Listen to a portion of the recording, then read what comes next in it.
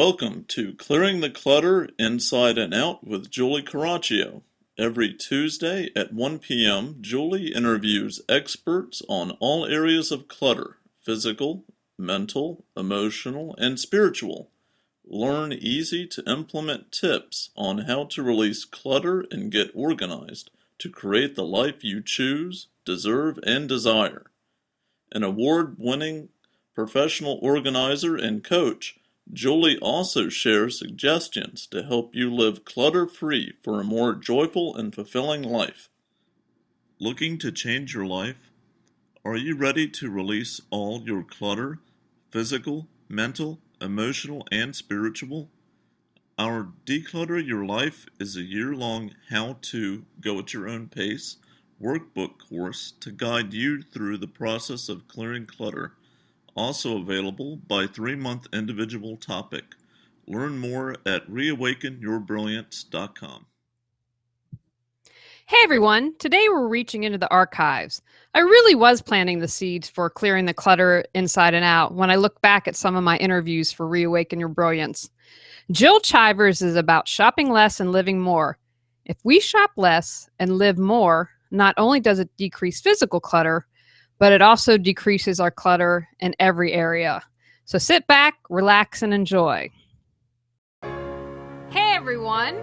What does it mean to unconsciously shop? Why do so many of us do it? What's the underlying emotional thread going on? What are the signs to notice if you are doing this?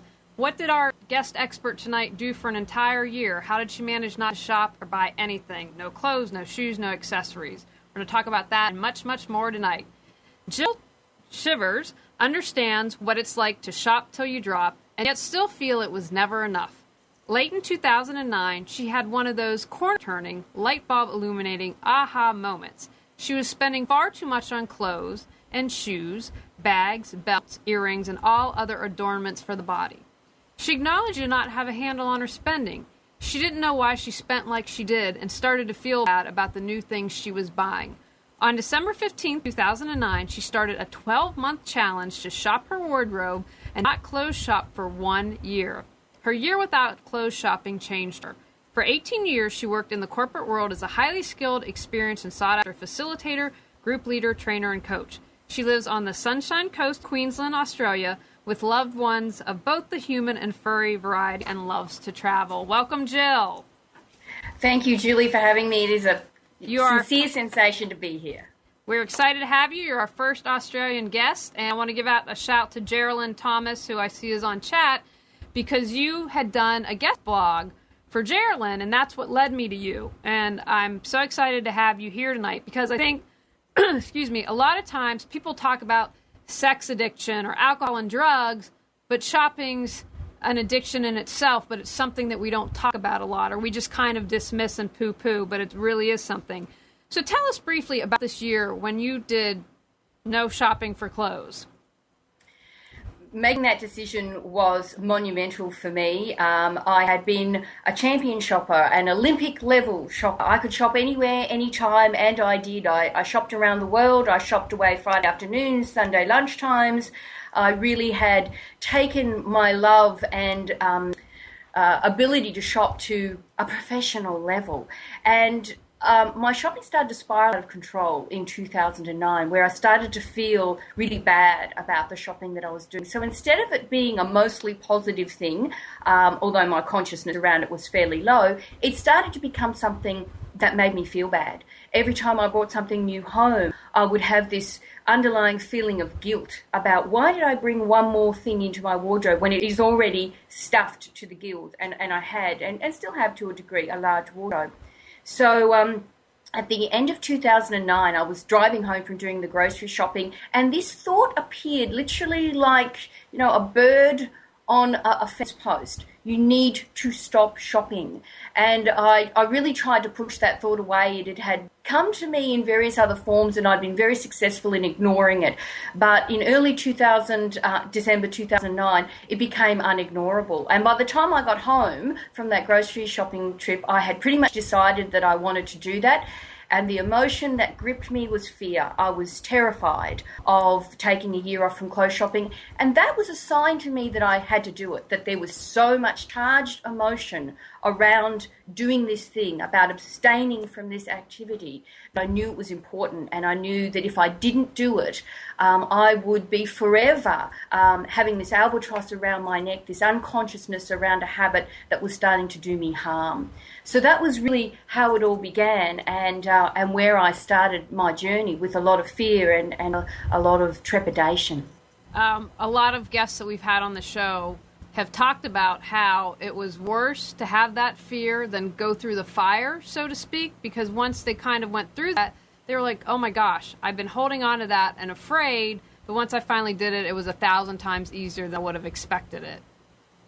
Yeah, my year had some tough moments in it, and it wasn't all easy, but certainly I thought, I can't live with this feeling anymore, this heavy feeling like I'm carrying around an awkward box all the time, and I'm too afraid to put it down, open the lid and have a look inside, and I wonder what would happen if I did that. And for me, it was a very courageous thing to do, and I'm so glad that I did. What did you discover during this year? I discovered that there were some drivers to my shopping that were making it unconscious, and that without stepping into the light of awareness, that nothing would ever change for me. And one of my biggest fears was around what was driving my shopping. And I had no awareness of my personal drivers, nor did I have any awareness of the broader drivers that affect a lot of women when they shop too much. And that was probably one of my biggest learnings, was around the fact that there are triggers, there are drivers to shopping in general, and specifically what mine were.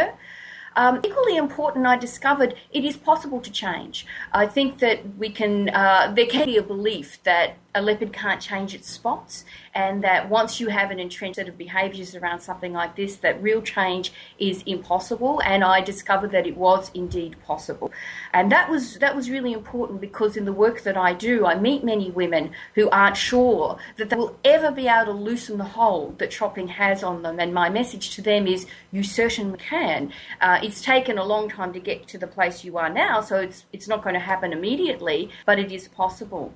And the third important learning, and this was critical for me, is that it is okay to love clothes. My love of clothes and getting dressed up and getting dressed in the morning hasn't changed one iota in the last 3 or 4 years. What has changed is the way I go about expressing myself through clothing, the way I go about introducing a sense of novelty, newness, uniqueness, fun into the way that I get dressed every day, and certainly my consumption patterns have radically changed, but I still love clothes. I didn't want to step into that minimalism space where I got rid of 90% of my wardrobe and ended up with 30 items. That was not my goal. And I meet a lot of women who love clothes, and that's a fear they have, that they're going to be told they have to strip away all the things that they love to wear. Well, you're a woman after my own heart. You can never have. I'm not a big shopper, but I love leopard print.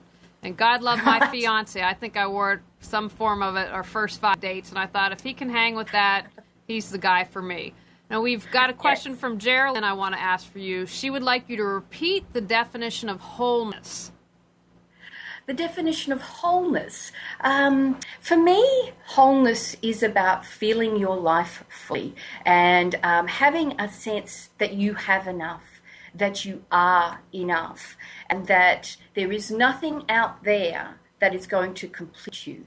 And for me, specifically in relation to shopping, that was really critical, because the messages that we are on the receiving end of in stores and in advertising, etc., is that the thing that's going to complete you is out there waiting to be purchased. And to me, that is a message I have deliberately chosen to tune out, because nothing out there is capable of giving me that sense of wholeness, that sense of fullness. And shopping my wardrobe for a year was one of the pathways to connecting in that sense of wholeness. And I believe it is our natural birthright to feel that sense of wholeness. And part of our access to it is about removing things sometimes. Now, why do you think, and I should ask this first, in clients that you work with, I would say it would be a problem, or not a problem, a challenge for women mainly, but do you see compulsive shopping with men? It is an equal opportunity affliction, and it does affect men. I personally don't work with men because I wanted my site to specifically be about clothes shopping, not about other kinds of shopping. And what's also interesting about men and over shopping is men tend to view themselves as collectors. So, if they have a huge amount of electronic goods or a particular item that they have been collecting, that's how they see it, that they are curating something that is of interest, potentially even has a legacy, something that can be passed on, whereas women don't tend to see themselves in that same way as being collectors. They often self-refer as shopaholics, lightheartedly, jokingly. But yeah, shopping certainly affects men. The research, which is loose in this area, tends to suggest it does affect more women than men, but it certainly affects men. I'm laughing. Amnon, our producer, is chuckling. The guy has more electronics than Imelda Marcos. Jill, we're buying things that we need. Right. Right. Okay, excellent, good. Good answer. So why do you think so many women unconsciously shop? What's going on with women? Well, there's a whole stack of things going on with women, and there is a full range of emotional drivers that can drive a woman to unconsciously and compulsively shop. And I've come to appreciate what mine were, and I've also been extremely honoured to have women share with me some of their drivers. And the range of triggers and drivers for over-shopping can be things like boredom. They don't have enough stimulation in their lives, and so shopping offers an enormous opportunity for a lot of stimulation. There's a lot of activity and variety happening in a shopping environment, and that can be one of the reasons that some women shop. I know other women who shop because they're lonely. They don't have enough connection in their life, and shopping offers what seems like an easy way to connect with others, or certainly as a way to mask feelings of loneliness and feelings of isolation, because you are literally surrounded when you're in a shopping environment. Another one I find with women of my own vintage and older, I'm 43, is around feelings of attractiveness and remaining attractive and still being in the game, if you like. And shopping offers an opportunity to remind ourselves that we can be up to date and we can still be attractive, whatever that means to us, if we continue to add to our wardrobes and remain up to date. I know women who shop for revenge, who they're angry and they have feelings of rage, and shopping is a way to ameliorate those feelings, at least in the short term. The thing about all of those drivers for shopping is they don't last. They wear off far too quickly, and it is literally like that line in Confessions of a Shopaholic where she says, I have to do it again, and that's why shopping as an antidote to all of those emotional drivers is so inadequate. What are some of the signs that someone's a compulsive shopper? Because you have to know you have a problem and recognize it before you can correct it. And yes. I hate to shop. And, it's interesting hearing you talk before, because I would rather get a root canal. I've kind of gotten over that and I've learned what looks good on me and so work with that. But for me, it's overstimulating. It's too much. But if someone out there is listening, what are some signs that they might be a compulsive shopper? Excellent question. There are a few things. One is that you keep adding and adding and adding and adding to your wardrobe. That the thought of any length of time, and for you that might be a day or a week or a month, without this behaviour, instills in you some sense of fear or trepidation, or some sense of no way could I go that length of time without shopping. That is an indicator that it has become a compulsion for you, that the thought of doing without it fills you with so much fear. Another thing to look for is go into your closet and see how many items have still got tags on them. That's another thing that you're continuing to accumulate without the concomitant use of those items. And so how many things are still have tags on them, or how many things are buried in your closet. One of the women that joined our program discovered a bag full of 20 t-shirts. She bought all in one sitting, and she'd put the bag in the bottom of her closet and forgotten all about it. And during the process of our year, we encourage women to do what's called a weekly wardrobe warrior session, where you would address one part of your wardrobe and explore what's in it and what's working and what's not. And she discovered this bag, 20 t-shirts. So that's another sign that you can look for. Another thing is where shopping and emotions are tied together, that if you are triggered in some way, and of course this presupposes that you have some awareness of your emotional state. You're able to see yourself and the emotions that you're experiencing. But if you have a triggering emotion, like you're feeling anxious or angry or worried or any of those kinds of things, and your response to that is to go shopping, that can also be indication that it's become your go-to activity to mask or smooth any emotions that are uncomfortable or painful for you. So there are a handful of the kinds of things. And it isn't formulaic. If you add this plus this plus this, it means you're a shopaholic. It really is a combination of a few of those different things and really your own experience of your life and where shopping fits into that and whether shopping has become your favourite or your only hobby. Mm-hmm. We've got a question here from Geraldine. Actually, we have a couple questions here for you, but I want to remind everyone, if you have a question, call in at 919-518-9773 or Skype Computers 2K Voice or ask on chat, and I'm happy to ask. First question from Geraldine. Does Jill think TV shopping takes advantage or provides a service? Good question. You mean like shows like TVSN, shopping networks, that kind of thing? I presume that's what Geraldine is referring to. Geraldine, let us know. I believe so, but if not, I'm sure she'll type in. To me, those kinds of shows are facsimiles for other shopping environments where you have to physically go to them, or say online shopping. They're all facsimiles of one another because they provide a similar experience. They provide exposure to products, exposure to messages around those products, and then an opportunity to purchase those. And so in that regard, television shopping shows have a similar function to stores, advertising, merchandising, messages online, those kinds of things. If you have a predisposition or a certain vulnerability to those kinds of messages, then that kind of television show is going to be tempting to you and potentially harmful to you because it's offering so many opportunities to feel empty, to feel that sense that something is missing. And this item, the one that's being promoted now, the one where the sparkly thing is being turned in a 360-degree way and we're seeing all the things, and then we've got the celebrity endorser, and that thing, if I buy it, is going to feel this inside of me. And there is no amount of sparkly things or black boots or animal print jackets that can fill that hole. There just isn't enough on the planet to do that. So in that regard, I don't think television shows are any more harmful except for the access issue. We have much easier access to that, whereas going to a store requires, getting out of our pajamas, driving there or walking there and being much more active, whereas television shopping networks, our access to them is a little bit more ready and perhaps passive. We've got a question here from Sally Mae. We touched on this earlier, Sally Mae. Jill works exclusively with women, but perhaps you can answer that. She says, my husband, pack rat, do the same things work for men as women? You have a thought on that? Yes, basically the same process is in place for anybody who has a compulsion to overshop, which starts with awareness and a recognition of the place that this behaviour has in your life, and then putting in place some behaviours that will correct that behaviour so that it leads you to the place that you want to go. So those things are completely independent of age and gender and a whole stack of other factors. The specificity of that is what's so interesting, which is why our program is all about clothing, because that was something I knew an awful lot about. I wanted to delve into that aspect as opposed to other kinds of over-shopping that can be done.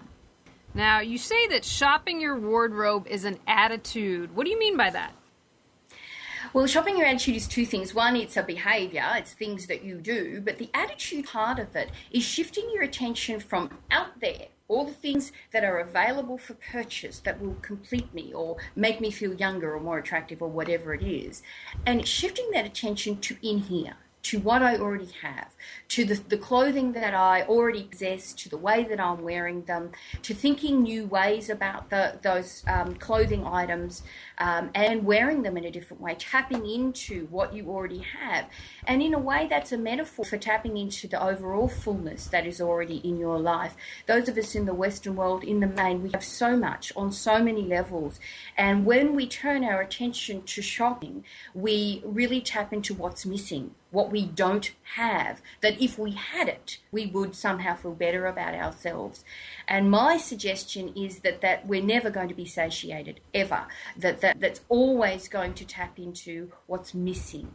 And when you shift your attention and your attitude is on what do I already have, suddenly those messages aren't so appealing, and they become, with time, easier and easier to ignore.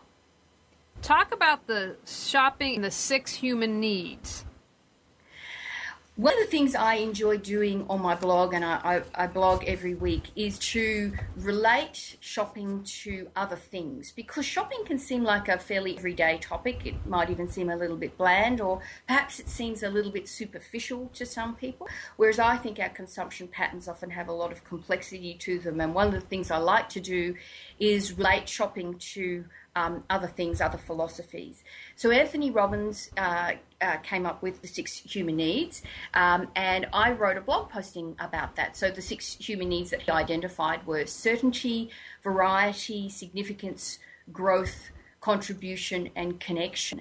And I wrote a 2-part blog posting about how our shopping relates to those things. So if you're shopping and certainty, what's that about? If you're shopping to meet the need of certainty, how would that show up? What would that look like? And so on for the other of those 6 human needs. And it was a really good intellectual exercise for me, but it was really helpful to readers as well to say, oh, I'm shopping for growth. I'm shopping to, meet a goal that I have about my image or branding or all those kinds of things. So that was what that 2-part blog posting was about. So how can someone become free of that constant shopping bug? I got to go shop. Yeah, it's a multi-part thing. And one of the things we talk about is for women who have overshopped for years, sometimes it's decades, the first thing to recognise is this is an entrenched behaviour that is not going to disappear overnight. Like if you have been an overeater or done anything else to excess, that turning that behaviour around so that it is firstly more conscious and secondly more healthy is going to be a long-term process that has multiple steps in it. And that's important to recognise, because for folks who have been dealing with something like this, to then start to change it, they often feel that if it doesn't happen immediately, they'll lose faith. They will lack motivation to stick at something. And that's often what got them into the overshopping hole in the first place, was that they had a sense of immediate gratification, and shopping seemed to meet that need. So anything that's going to require some time is obviously going to have some challenge to it. But without recognition of that, you can quickly lose momentum with something like this. So that's important. The other thing about overshopping is, depending on the severity of the issue, there can often be feelings of shame that are attached with that, or certainly embarrassment.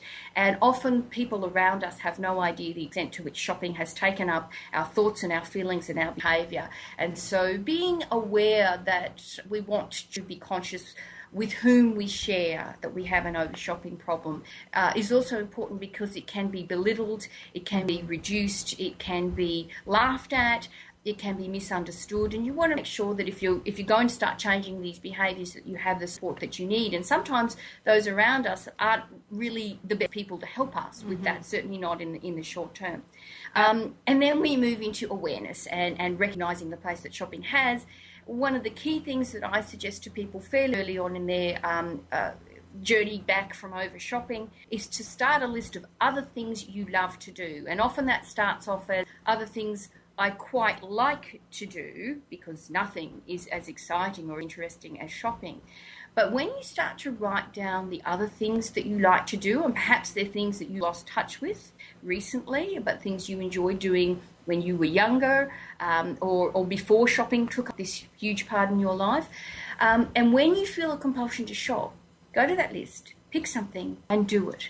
And it's amazing how over time you can start to look forward to those things as opposed to shopping. And I liken it to someone whose favourite afternoon snack is something sugar-filled and processed. And if you start to replace that behaviour with eating something fresh, like fresh fruit or some fresh, nuts or dried fruit, then eventually your system starts to crave that fresh snack. It's not going to happen tomorrow, it's not going to happen next week, it may not even happen for months. But eventually you will start to look forward to behaviours that really lift your spirit and make you feel good beyond the immediate hit. and those kinds of things can be very helpful in your journey back from over shopping. I want to remind everyone, if you have a question for Jill, call in at 919-518-9773, Skype Computers 2K Voice, or ask on chat, and I'll be happy to ask her. How can shopping less give us more style? Personal style is one of my favourite topics, and to me, personal style is completely different to fashion. Fashion is all about the externals of what has been purported to be hot right now or new right now, trends, that kind of thing. And in the main, I think a lot of that information bears very little relevance to the ordinary woman's life, which is filled with a whole stack of other things besides what's hot right now in fashion. And personal style is about expressing who you are through the way you dress and the way that you put together. And because it is an endless feedback loop, it's also around using clothing to help inform who you are or to shift your mood if you want to use clothing in that way. And the more your attention is on the fashion scene, the less your attention is on who am I being today, and how can I use clothing as a way of expressing that uniqueness that is me on this particular day. And so I advocate looking more at your personal style and what feels like you, and using that as a way to get dressed as the impetus for getting dressed for the day. And for me, it's animal printed. That has been my signature personal style for some time. Now I wear it every single day. And when I wear it, I feel like I'm expressing something about who I'm being for that day. How can we, I love that. I think that's so true and so important. And I think once I kind of figured out what my style is somewhat, it makes it easier, but you're more confident in it. You don't have the need to go out and buy as much. And I do, when I wear leopard print, it always puts me in a good mood. But it's like, makes me feel powerful. It really does. Yeah, so absolutely. How can we consciously shop? Conscious shopping is about feeling good about the shopping you do before, during, and after a shopping trip. And those of us who have overshopped can get tripped up in any one of those three phases or all three of them.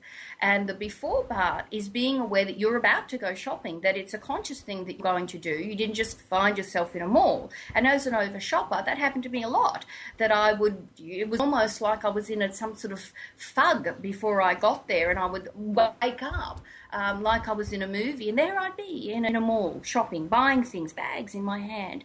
And so that's the first part of it, is being aware that you're going to go shopping, you have a particular legitimate identified need. I advocate shopping with a list for that very reason, particularly if you've been prone to over shopping, because you can often be particularly lured in by attractive table displays, window displays, merchandising and marketing messages. And so the before part is about, what do I need? How long am I going shopping for? How much do I have to spend? Those kinds of things.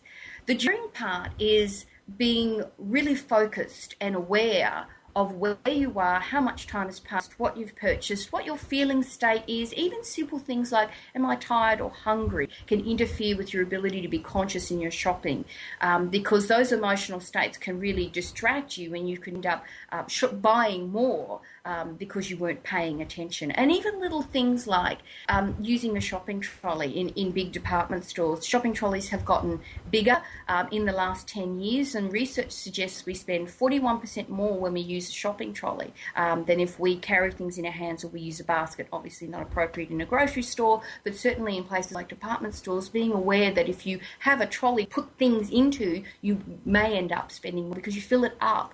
And so, they're the kinds of things you could be aware of during. The after part is feeling really happy with everything that you've purchased. Another bit of research is that 41% of women hide purchases from their partners. Personally, that may be a little bit low. And I have a very supportive husband that I didn't feel a great need to hide things from. I certainly hid some things from him, and a lot of women will probably be able to relate to, a partner or a friend saying, "Oh, that's a lovely item that you're wearing. Is that new?" And saying, "Oh no, this old thing, I've had it for ages." And that's why over shopping can lead to behaviours of deception and just flat out lying when you minimalise the newness of something or how much shopping has taken up in your life. And so being aware that after, you want to feel good, you want to feel clean, you want to feel clear about everything that you've purchased, and feel happy to tell people that you've purchased that item. And if you don't feel that way, it's certainly worth reviewing what place that particular item has had, and how you came to purchase something that you now feel the need to hide. I think that's an excellent point. Can you talk a little bit about sustainable style? First of all, define that, maybe if someone out there listening or watching doesn't know what that means, but talk about that. Sustainable style means a couple of things to me. One, it is a personal thing about your own sense of style and having a signature look and using your own wardrobe so that you're expressing who you are on a regular basis and tapping first into what you already have. So that's the first part of sustainability. The second part is about our relationship to the environment and some of the ethical considerations that come with clothing that we buy. And certainly the recent tragedy in Bangladesh, where all those hundreds of people lost their lives in a sweatshop that is in a building that was never intended to be used as a production place for clothing, drew global awareness to the conditions in which some of our clothing is being produced. And fast fashion is certainly one of the things to be aware of, where our clothing is produced, whether it is produced under fair trade conditions, whether the people who are producing those items are being paid fairly, treated fairly, and all of those kinds of things, raising our awareness about where our clothing comes from. And if we're buying a t-shirt that costs $6, where else in the value chain, in the supply chain, are other people paying? Because for us as a consumer to pay so little for an item, somewhere further back on the supply chain, somebody is paying a fairly high price for us to be able to purchase at such a low price. And so that's another aspect of sustainable style. So if someone out there is like, okay, I think maybe I have a shopping problem, and maybe I'm going to consider her idea to just shop my wardrobe for a year, or just at least maybe a week or something, when's the best time for them to start that? That is an individual thing, and I caution against doing it, starting a program of this. Say you're going to take a year without clothes shopping, say starting on January 1. We can often put a lot of pressure on ourselves to do a New Year's resolution. One of our members gave herself a year without clothes shopping, our particular program, as a birthday gift. So she started in August because that was her birthday and birthday month, and she wanted to give this to her as a gift to herself, and that was personally meaningful date for her. And she'd actually tried to do it on her own before she joined her program and had failed on a couple of occasions. And so, picking a date that makes sense to you is also a good idea. The other thing I would say is just start, because there is no perfect time. When I picked December 15, my initial thinking had a spheric of, I'll miss the sales this year. Our December sales are huge here in Australia, but I'll get them next year. That was my thinking, which of course didn't happen. By the time I got to December 15, 2010, I was a changed woman, and the thought of going into an incredibly congested shopping environment was like you were saying about root canal. I certainly didn't want to do that. So just starting can be sometimes the best advice you can get about something like this. Can you share some success stories about some women you worked with and how their lives have changed? We've had hundreds of women from all over the world do our Year Without Clothes shopping program, and many more do our shorter course, our 6-week course. And the women who report success stories talk about success on multiple levels. An obvious way to look at success is how much money they save, and most women save thousands of dollars. One of the women who joined our program, the previous 6 months to joining, she'd spent $17,000 on clothing and other related items. And she joined our program because one of my suggestions is to track your spending for at least 1 month. And she thought her expenditure would be about $2,000 over that same period, and it was nearly 10 times that amount. So finance, how much money you save, and in the financial area of your life is certainly one. And for a lot of people, that's enough. Just being able to save $10,000 or $20,000 or more is enough of a reason. Another success area for a lot of women is tapping into this sense of fullness and richness and wholeness, and this sense that I am enough. And that's really important, to be able to identify your own enoughness point, have that not provided to you to say, this is what enoughness looks like. Here's an external measure that your enoughness should measure up to, but to be able to identify what that is for you and to know that you're enough, and that is really an inside job. When you've been suffering from feelings of incompleteness, that you are not enough, that you are not okay, to have that sense and to have discovered it for yourself is life-changing, and it can be a complete game changer for a lot of women who've really never tapped into that feeling before, and they finally have that. And another way that women have success with our programs is just on a purely practical level. They wear more of their clothing, they enjoy more of what they have, they really tap into the hidden mileage that's been lurking in their wardrobe. And those clothes got there for a reason. So once they start to play around with them and let go of some of the old rules around clothes, they can find that there's enormous joy in existing clothing. What is your thought on the fashion industry? This just popped in my head because, we have spring and fall and this constant, and even if you're someone like me that's not really into shopping, you're constantly bombarded with, oh my gosh, you have to have, this is the peplum style or whatever. I was like, I'm horrible in that. But you're constant, what are your thoughts on that? And like the pressure that we receive, and then you can go on the whole other thing about, being thin and looking like a 12-year-old boy. But, what are your thoughts on the whole fashion industry complex? Well, the first thing is the word you just used, which is it is an industry. It is a multi-billion-dollar industry, a $375 billion a year industry. And that's the first thing to recognise, that however it is dressed up is a profit-making industry, and it thrives on women and men constantly buying things and adding to their wardrobe. And without us as consumers responding to the messages that we're given, then that industry would certainly slow down or have to change in some way.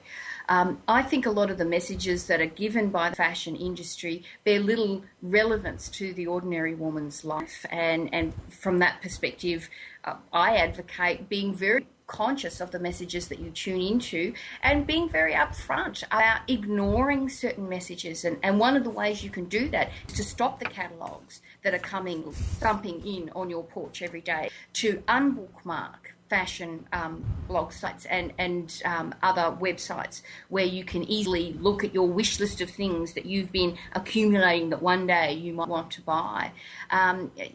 Those are the kinds of things that you can take control of, so that you are being very conscious about the messages that you are on the receiving end of. And I see the fashion industry as, to me, it's a bit like art. I can look at it and say, wow, isn't that interesting? That has some visual appeal, or it doesn't. But it's not something I particularly want to buy or own myself. So I think we can empower ourselves by tuning out to the messages that don't help us and have no relevance to our lives. Talk a little bit about sales, because that's something that can get people into a frenzy, or just, maybe they're like, oh, I'm a pretty good shopper, and then I see a sale sign and I go crazy. Yeah, sale truly is a four-letter word, and combined with the word shoe is probably responsible for a lot of impulse buys that I can certainly relate to, and possibly your viewers can too. Sale gives us a sense that we're getting a bargain, that we're getting something more than the dollar value that we are paying for something. And, it can be an emotion that engenders excitement. It can also tap into the fear of missing out, that if I don't get to that sale, I'm going to miss something. And that something is going to be important to me.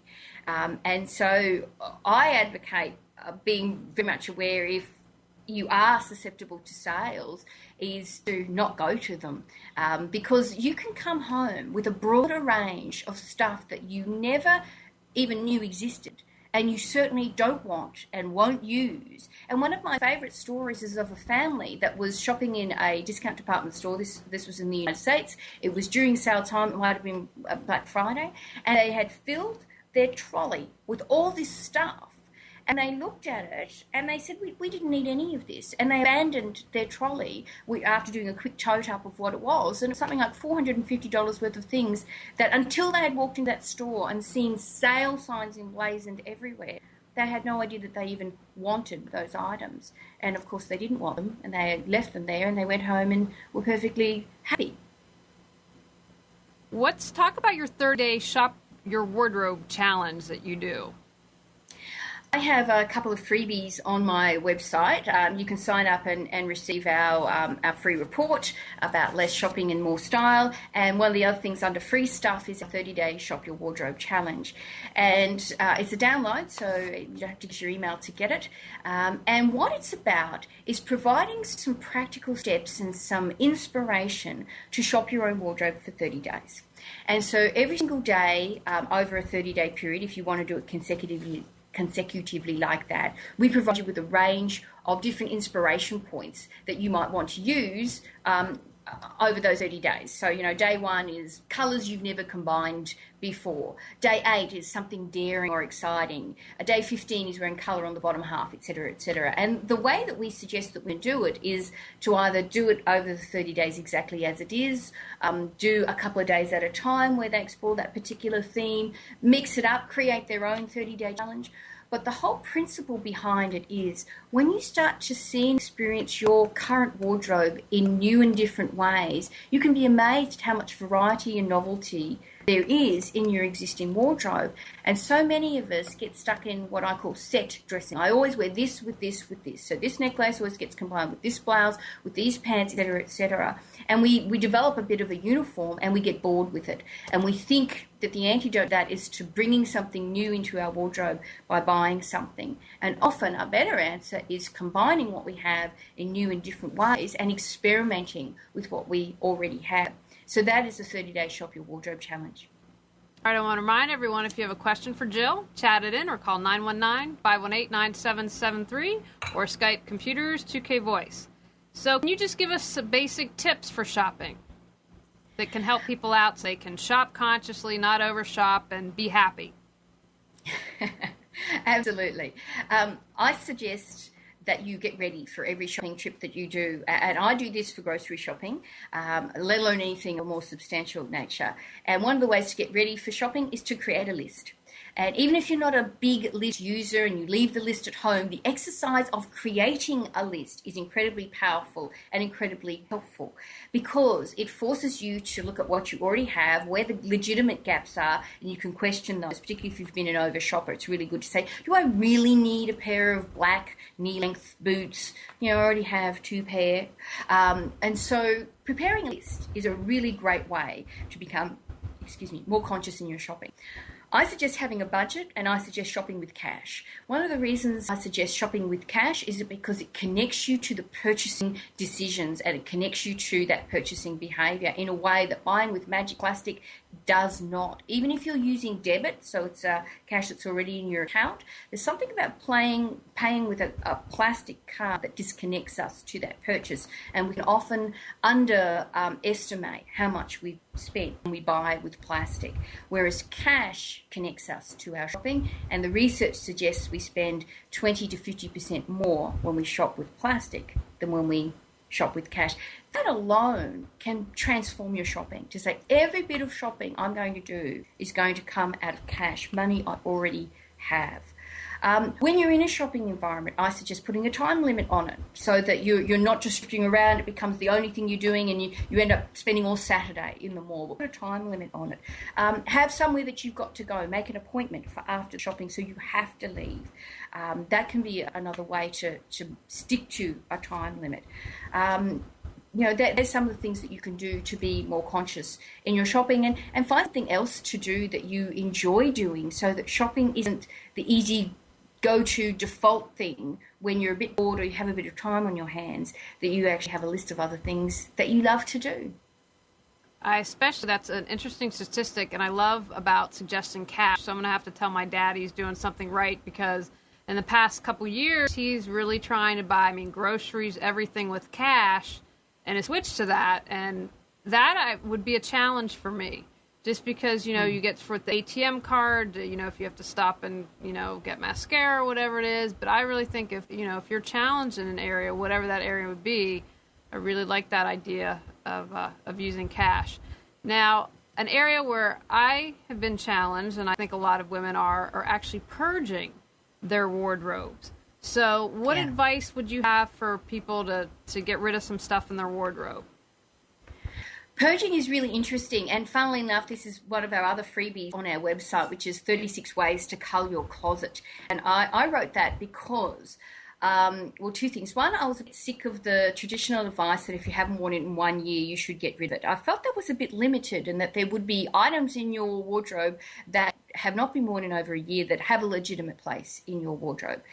The second reason I wrote that free report was I was talking to a friend in Dallas, and she was reviewing her wardrobe, culling it, and she was using personality as the criteria that she was evaluating. Does this feel like me? And I thought that is so interesting, that it's not just have I worn it in 6 months or 12 months or whatever time frame you set, but do I feel great when I wear this item? And so I came up with 36 ways that you can evaluate your wardrobe and decide whether something is going to stay or whether it's going to go. And one of those is, have I worn it in a year?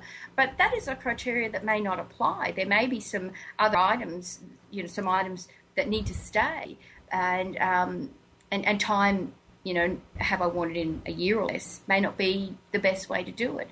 And whether or not something feels like you is a really great criteria to decide whether you're going to keep something or not. Now, we have a question here from Sally Mae. What do you think of selling items on eBay? Do you have any thought about eBay or consignment shops for women as a way to purge? Yes, I think selling items of high quality, particularly if they have some sort of designer element to them, or they have uniqueness in construction or fabric or style or anything like that, is a great way to get a little bit of cash back in.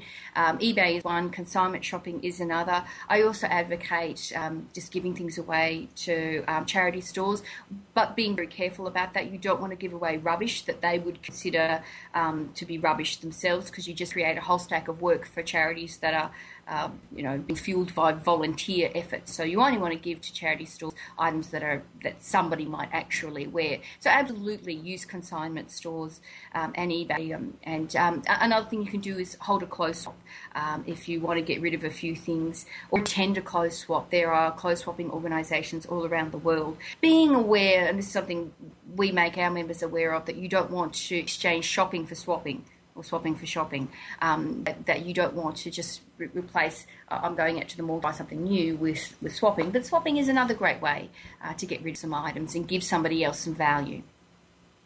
Okay, fantastic. We've got a question here from Geraldine. Great question. Do you think there's a connection between more of us working from home offices, yet going out shopping more and buying more? That is interesting.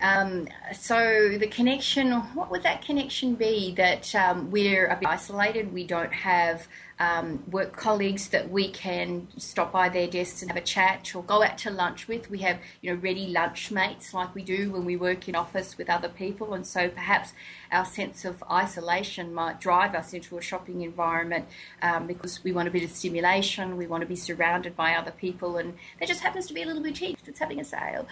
So there is that potential, I suppose, and I've been having a conversation with one of my members who is a graphic designer. She works from home, and online shopping has been one of her downfalls because she uses it as a bit of a break, as a way to, she loves clothes, so she uses it as a way to see what's new, and she often finds herself hitting that buy now button as a result of that. So I think there is the potential. I think if you looked at it from the other side, those of us who have worked in offices, sometimes they are located in shopping districts or close to shopping districts. And I know when I worked for a big global firm that was based in Sydney, I did a lot of damage at lunchtime. And so I think that we can be susceptible to over-shopping behaviours no matter what our working environments are. Have you reached out to try to help Candy Spelling? I only know a little bit about Candy Spelling here in Australia from a show that was all about her selling that incredibly large house. It was just impossible to get the proportions of it.